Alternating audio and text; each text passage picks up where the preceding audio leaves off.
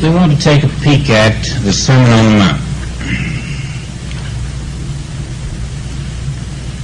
We want to find out our spiritual quotient. We want to see what our SQ is tonight.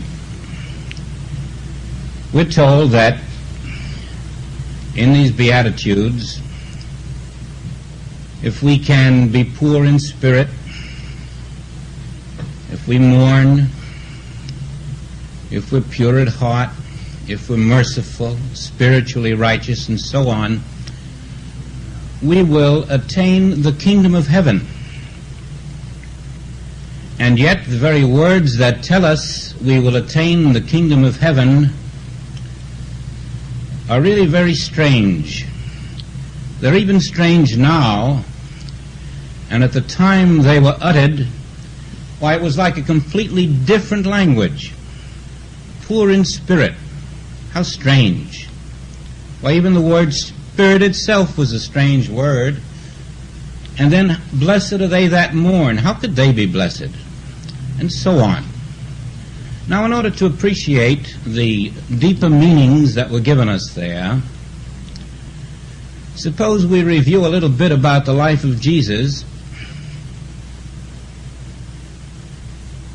and see that he had brought a teaching which was very revolutionary.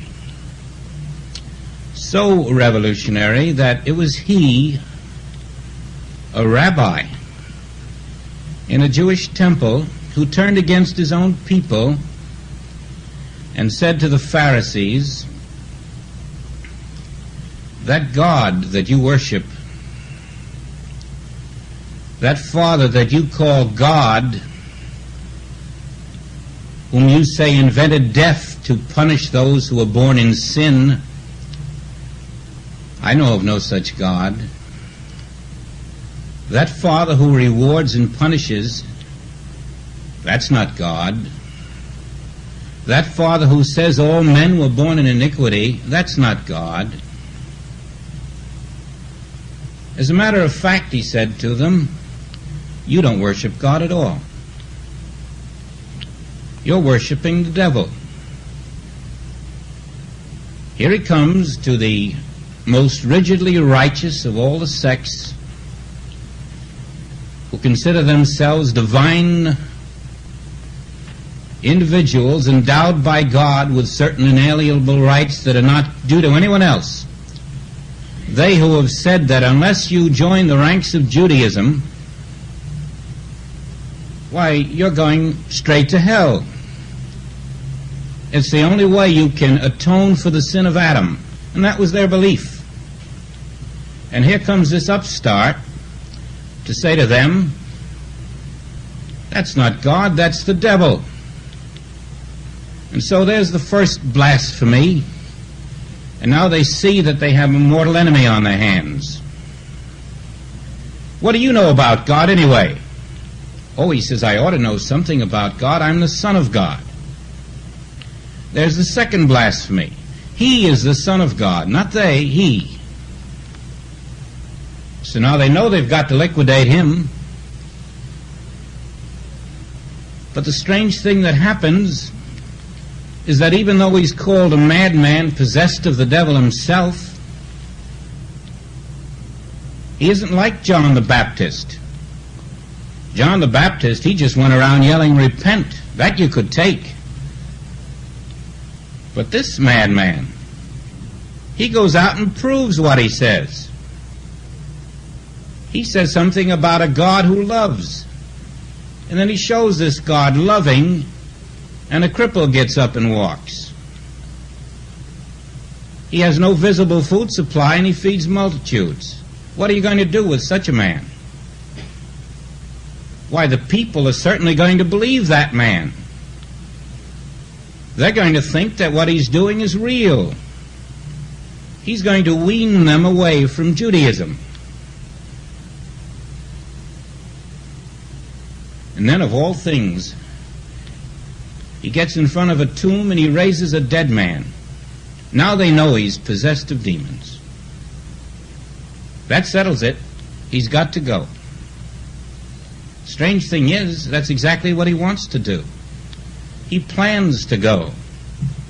Crucifixion is on his agenda. He's going to meet death head on. He's going to show them that death is just another false concept of man. He walks right through death. He reappears.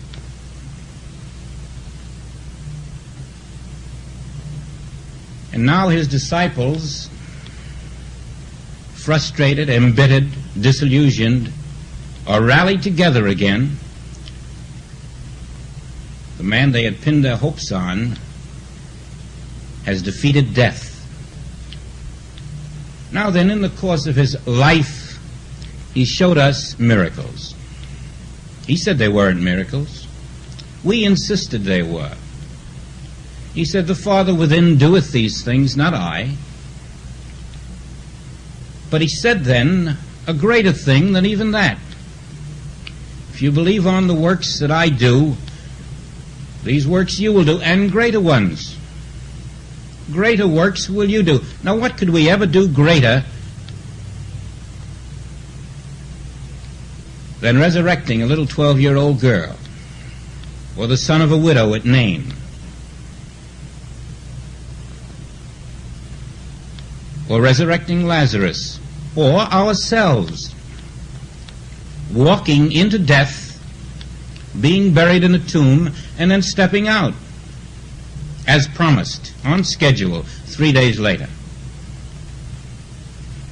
And yet he says to us, "Greater works will ye do." And he says, "I'm going to show you how. Besides, I've left you a legacy. Study it. Study it very carefully. It's a new way of life." And so man has studied it very carefully. And man calls it the Sermon on the Mount. It's a summation of those things which he did, but also how he did them, and how we can follow in his footsteps. Now, obviously, we haven't learned very much from that Sermon on the Mount. We certainly aren't following in his footsteps until we came into this metaphysical work, and then the mystical end of it. A little cold was enough to make us run to bed. We have war. Well, there's no sense going into the catastrophes we face in this world today. It is certain that no one, no nation has learned the secret of the sermon or of the life of Jesus. Not even India, as attested by their black holes of Calcutta and the famines and so on. But still, "If ye believe on me the works that I do, greater works shall ye do." From the man who did the works, from he who said, "I am the Son of God, but I go to your Father and my Father," we are brethren. Surely such a man did not give us empty words. Surely within those words is embodied the very essence of our own being, and the way to attain that which he said we could. And so we're going to look at those words. And we must know this. You think you have a choice. Man has thought he had a choice. And so he has either accepted or ignored those words. But we don't have a choice. These are not just little commandments laid down like something for the Optimist Club or Rotary. This is the law of God. You either accept it and live by it, or by not accepting it and not living by it, you violate it. You have that privilege.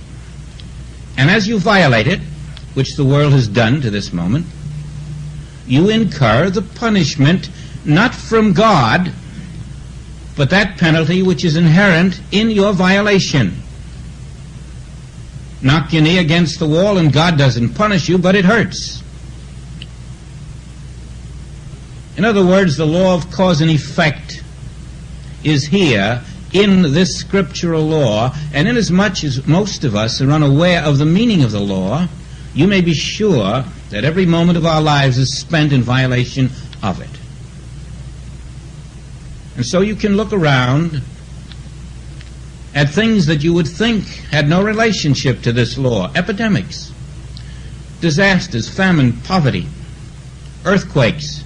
But be sure of this, they are very much related to this teaching, as is disease, germs, contagion, infection, and death itself. There's nothing in this world that is not related to this teaching, and there are no exceptions. And so we start this little pilgrimage here this evening, but we're not going directly into the Beatitudes. We must first see why these Beatitudes have been mutilated, adulterated, misinterpreted. And so for that reason, here are some translations. Now, many of these translations are prepared with the idea of introducing those who have found it difficult to read the Bible to something easy to read. And they succeed because it's very easy to read. And while being easy to read, it also says nothing about the message of Jesus. That's why it's so easy to read. For example, when Jesus saw the vast crowds, he went up the hillside. And after he had sat down, his disciples came to him. Now this is the reading here for "Blessed are the poor in spirit." Then he began his teaching by saying, "How happy are the humble-minded, for the kingdom of heaven is theirs." Now, poor in spirit and humble-minded are as different as Africa from Alameda. But this is making it easy for you. You see, you can read this and understand it, because they're nice, good English words. And I might say it goes on like that. The next one is a great scholar, and after his name you find many degrees. So many, you can't fit them on one page. He has made a brilliant translation of the Bible, and it goes something like this. Now when Jesus saw the crowds, he ascended the hillside. And when he had sat down, his disciples gathered around him, and he began to teach them. Now then, he doesn't like the word blessed. It just doesn't ring with him. So we say, how fortunate are the oppressed in spirit. The oppressed in spirit. How fortunate. Then, how fortunate are those who grieve. How fortunate are the gentle instead of the meek. And so on. And as you see as we go along, when you take a key word and you bring it down to make it sweet and simple, you're not helping anybody. You're putting a veil over truth. I forgot this other fellow. Here's what he says about something. Instead of how blessed, he uses the word how happy. How happy are the humble-minded. How happy, how... You get the point. Now then, we're using the King James, and this doesn't mean that other versions are not adequate. They certainly are. But you must be careful when you pick one of these easy reading jobs that you don't go away thinking you know the Bible and then wonder why that which you know doesn't seem to have any effect on your life.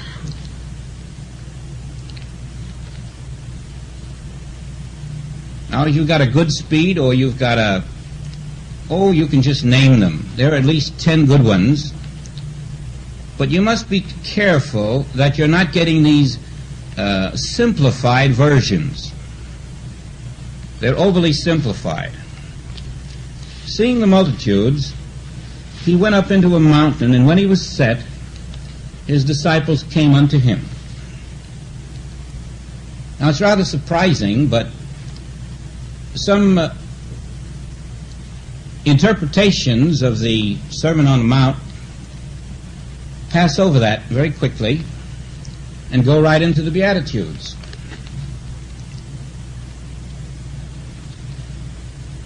And that changing of the word to hillside is one of the reasons. Now, this is very important at this point to see what is happening. Jesus is saying to his disciples, I'm not ready to talk to you yet. I'm going into a silence, the same as you and I did before this meeting started. Going into a silence. Seeing the multitudes, he went up into a mountain. I know it's called the Sermon on the Mount, but that mountain is a mountain of silence. And so you can see him there meditating. Why? Well, he never said anything of his own. God spoke through him, and the words that are going to come forth are not the words of Jesus at all. They're the words of the Father. And in order to receive the words of the Father, he must go into the silence, even as you and I.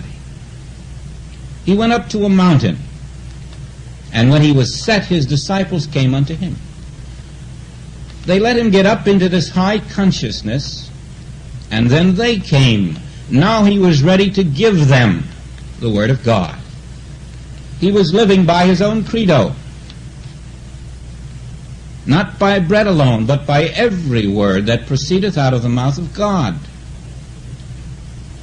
And then we're given thereby the source of the Sermon on the Mount.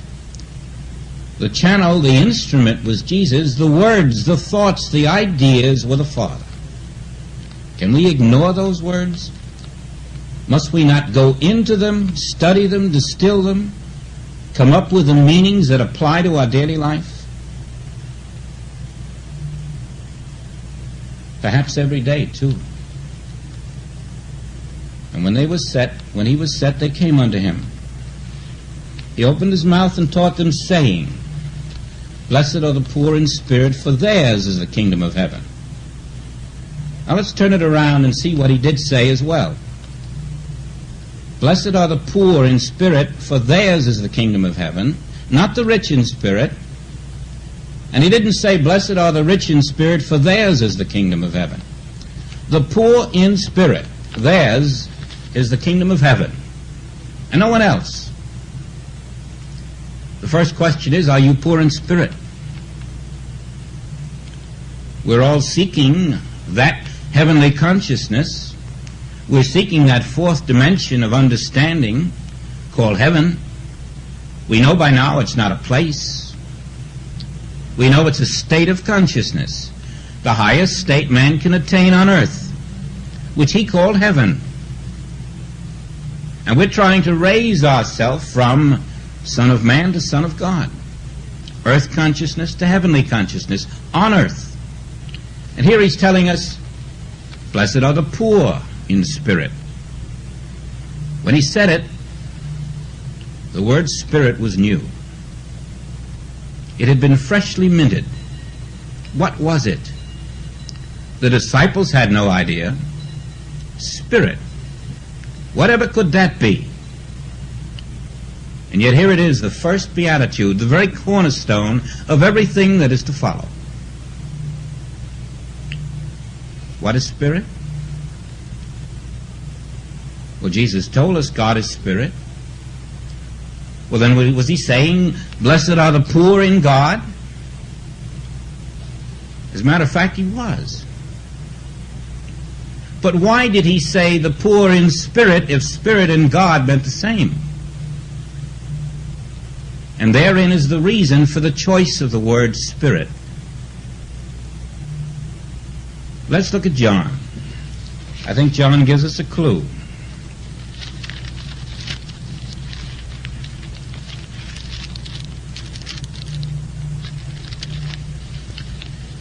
In the beginning was the Word, and the Word was with God, and the Word was God. Now suppose we take spirit and put it where the Word is. In the beginning was the Spirit, and the Spirit was with God, and the Spirit was God. The same was in the beginning with God. All things were made by him, and without him was not anything made that was made. In him was life, and the life was the light of men. God, Spirit. In the Spirit was life, and the life was the light of men. All things were made of Spirit, and without Spirit was not anything made that was made. Spirit is being revealed here as the substance of life. The substance of life. You say, well, where is it? The disciples certainly didn't know where it was. They were men of flesh and blood. Where is this Spirit? But wait a minute. Wait a minute. This man of flesh and blood was crucified, wasn't he? This man of flesh and blood, after being crucified, stepped forth again. How could he? Because he was made of that Spirit. It was that Spirit which could not be crucified. It was that Spirit that stepped forth after crucifixion, after the tomb, in resurrection, appearing again as the flesh and blood. And it was that Spirit that walked through the hills of Galilee, looking as a man of flesh and blood. It was that Spirit that performed the miracles. It was that Spirit that could say to Pilate, "Thou couldst have no power over me." It was that Spirit in Gethsemane that could say, "Peter, put back that sword. We don't need it." Why? Because Spirit is indestructible. But he said, "I go to my Father and your Father." And so you see, he is revealing for the first time in this civilized world that man is that substance called Spirit, and not flesh and blood.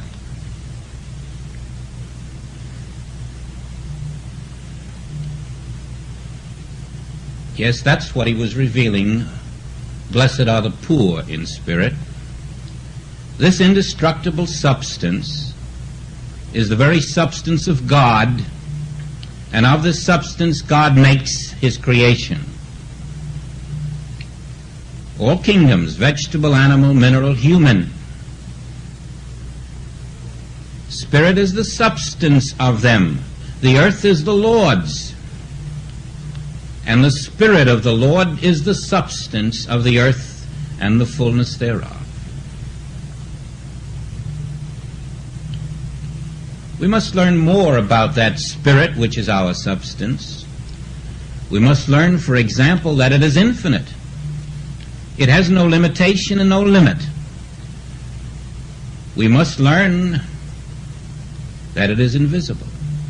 You can't see it, touch it, taste it, smell it, hear it, not with your outer senses. We must learn that this invisible and infinite substance is the very substance of all life in God's creation, and is the very substance of God itself.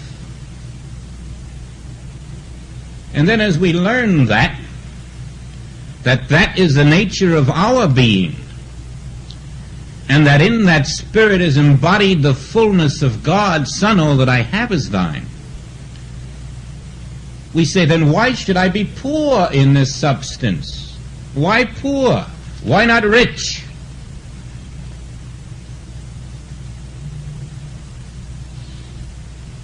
Because Jesus had learned a secret, that's why.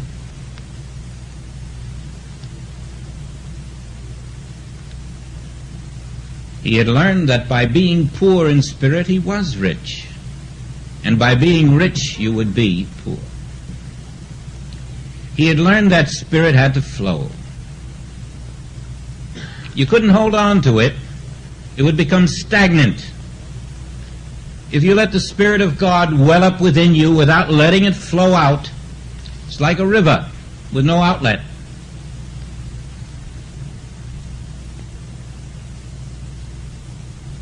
He learned why giving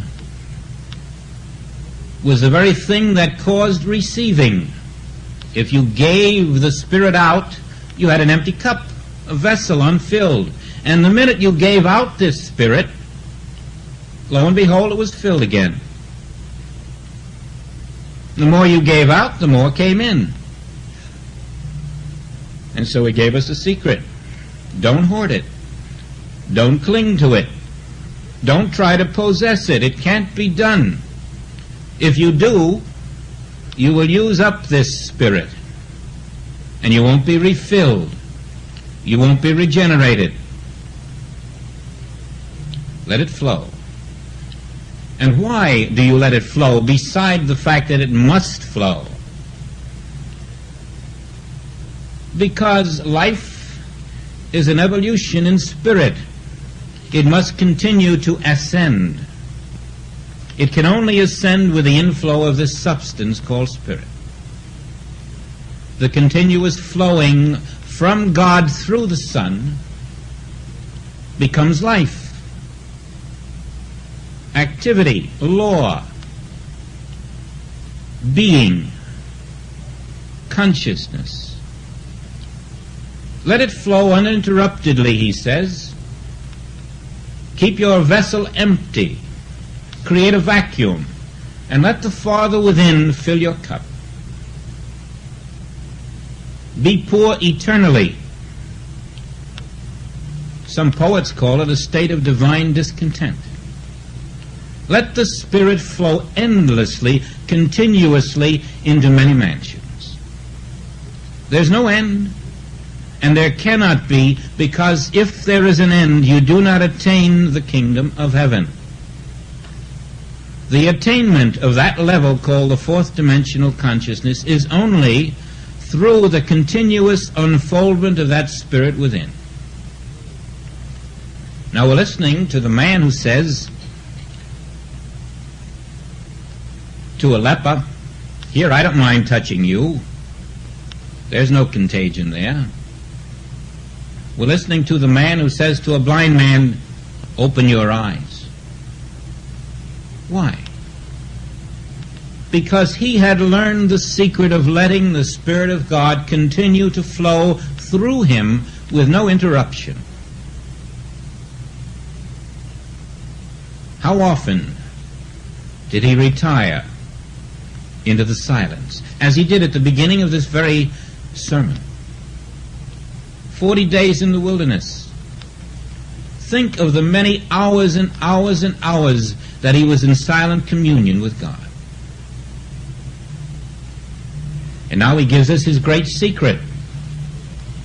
I have learned that because I am poor in spirit, seeking the Father constantly, unceasingly, that the Father flows through me unceasingly, and that Spirit which flows through me can heal anyone who walks into my consciousness.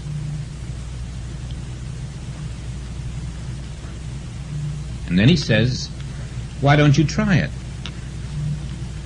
Why don't you wake, thou that sleepest? Because when you do, this Spirit in you will remove a cancer. This Spirit in you will take care of arthritis.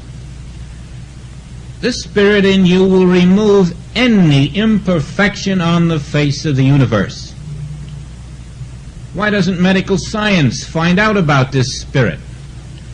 Why doesn't psychology and psychiatry find out about this Spirit? Why doesn't religion find out about it? Why doesn't education find out about it? Is it to be ignored? Here is the Spirit of God in every man on the face of the earth, and the man himself is unaware. He walks in his little island, apart, trying to solve the riddle of life, when the very life that he cannot understand is within him, bubbling to be let out. the imprisoned splendor that Browning talked about, is that spirit we're told to be poor in, eternally poor to be eternally rich. Let's look at the word is. Blessed are the poor in spirit, for theirs is the kingdom of heaven. There's nothing in the future tense there. There's nothing about it shall be, it will be. It says that when you're poor in spirit, you are feasting on manna from heaven.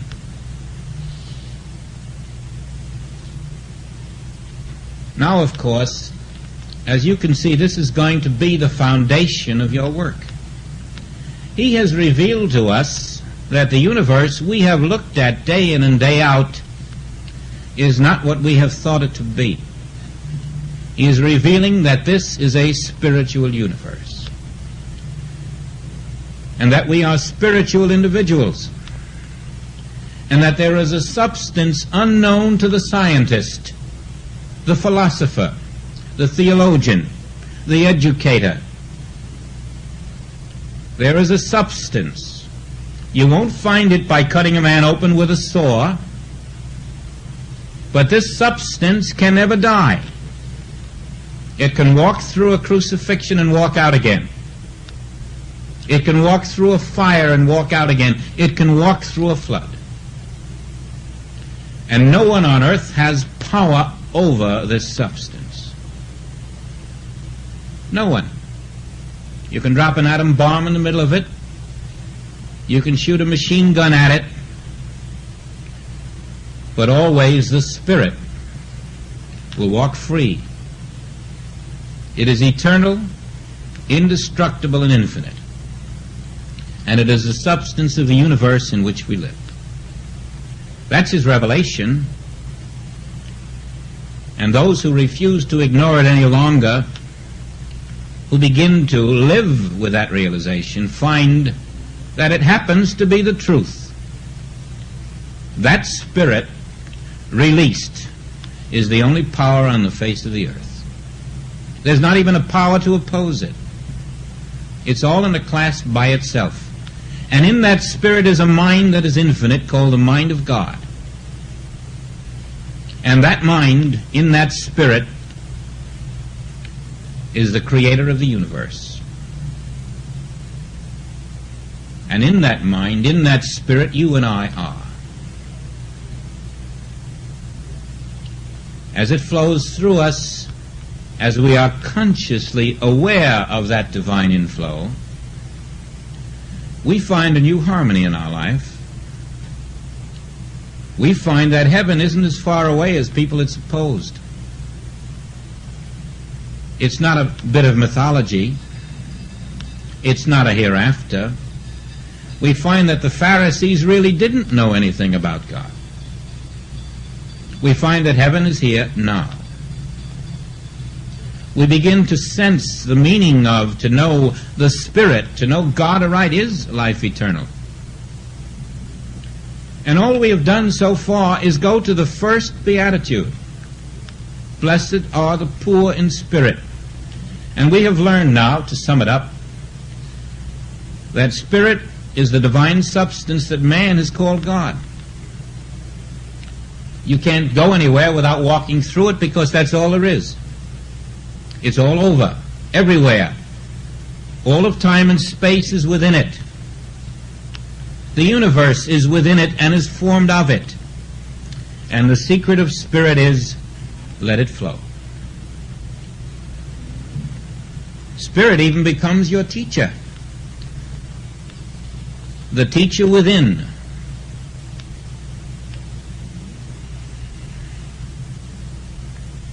Now, we won't try to grasp the magnitude of that revelation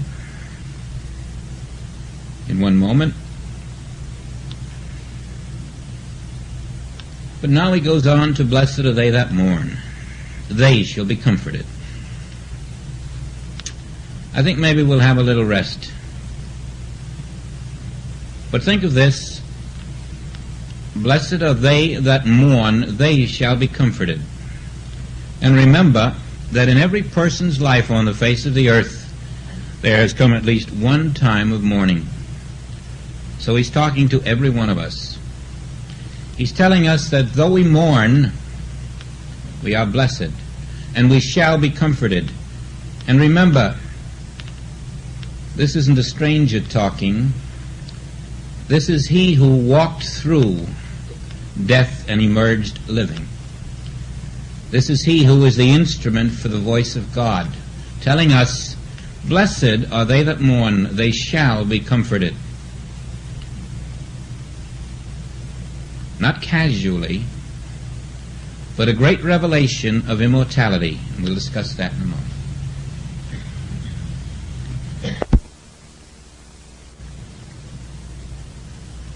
Let's consider this, blessed are they that mourn.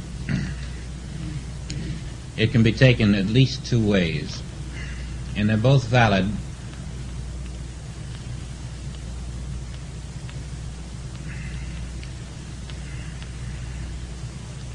The first way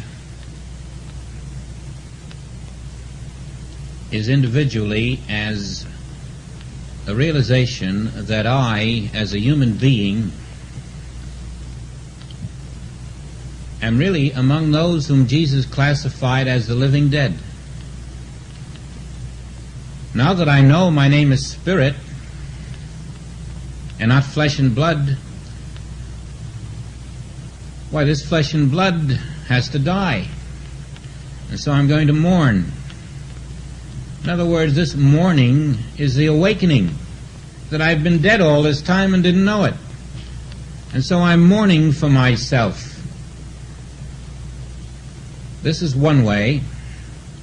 I consider that just a facet of the fuller meaning. The fuller meaning being that to be in mourning for someone who you think has passed on, there's nothing in the world that could comfort you at all except the realization that the one who passed on didn't pass out, but just passed on and up. In short, Jesus is telling us here that the spiritual universe is indestructible, man is spirit, and there's no such thing as mortality. He's revealing the nature of the illusion of death. That physical death is not death at all. For spirit is eternal, and therefore those who have mourned a physical death ultimately will know and learn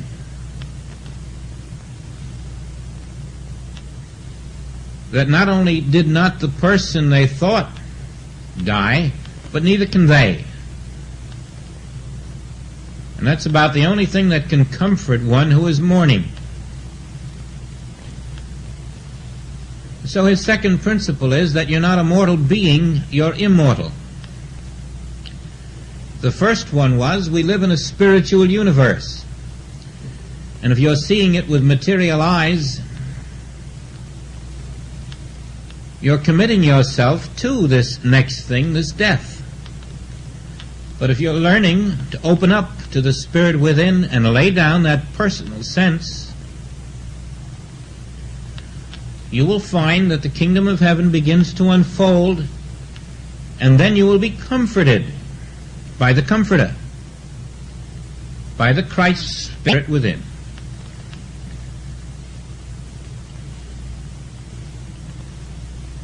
Now we are here in the 20th century. Think how revolutionary these things were at the time they were said. And you know the disciples would listen and listen and listen. But this was a completely new vocabulary to them. You remember when he told them, I go, if I go away, if I go not away, the Comforter will not come unto you. Comforter, whatever was that?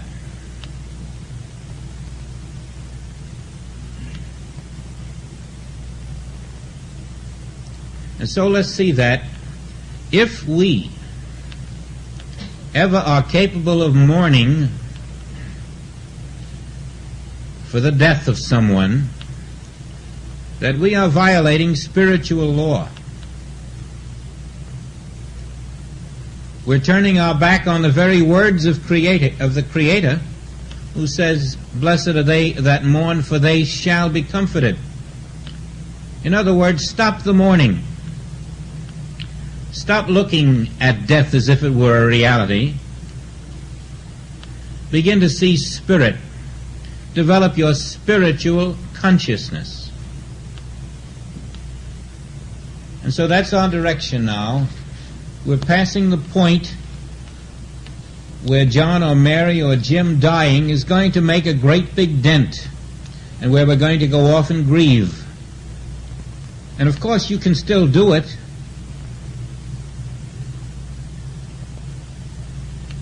But remember, in that violation of your spiritual universe, you are violating the truth of God, which says that God is light and in Him there is no darkness at all. The moment you accept death as reality, you're living in a different place than the spiritual universe, and don't expect the laws of the spiritual universe to govern you.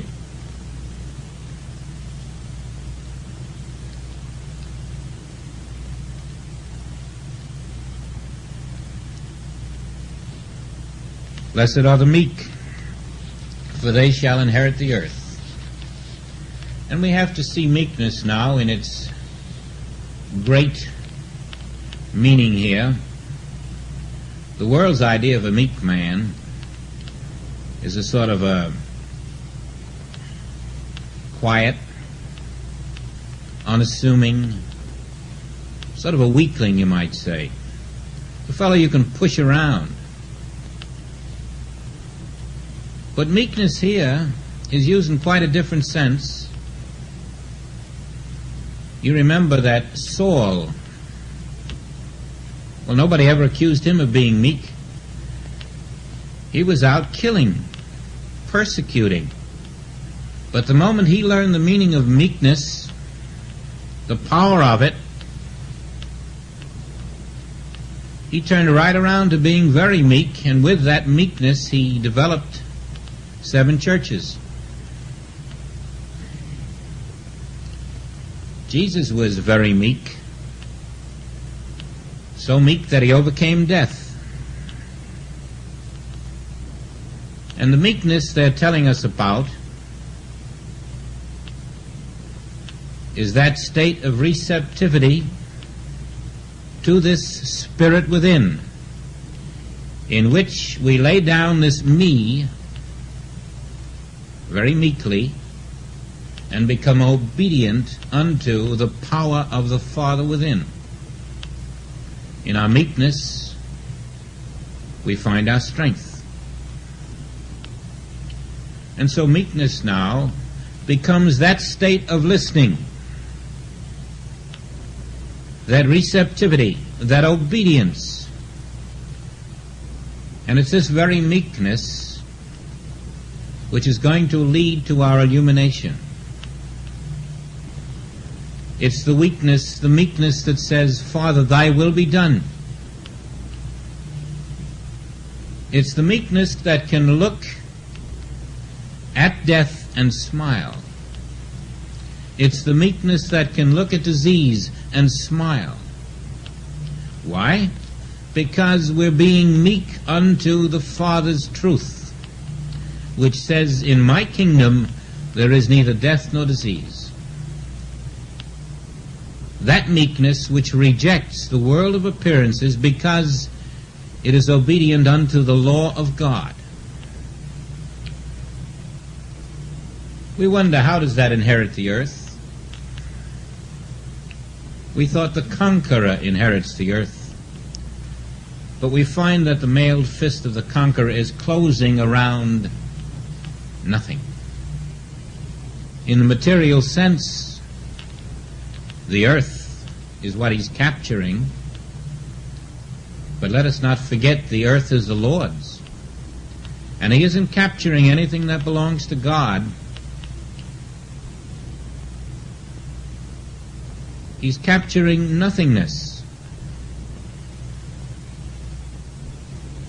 It is only through our spiritual consciousness that we begin to see the earth as it is. And then we find that we overcome the illusions that the conqueror has had about the earth that he has captured. We find that the fetters fall away. We find that the fullness of the earth is revealed unto us as spiritual reality, as heaven itself. And while the might, the power, the sword is conquering its physical sense of things, playing with the shadows that have no substance, we are delivered the earth and all its treasures, and that is our inheritance. The promised land, the reality of being, truth, where there is no disease and death, where there is no crime and corruption, where there is no lack and limitation, where there is no famine and poverty. On the physical earth of the conqueror, these things are. In the spiritual earth of the meek, there is only the kingdom of heaven. And this becomes God's dowry unto his Son.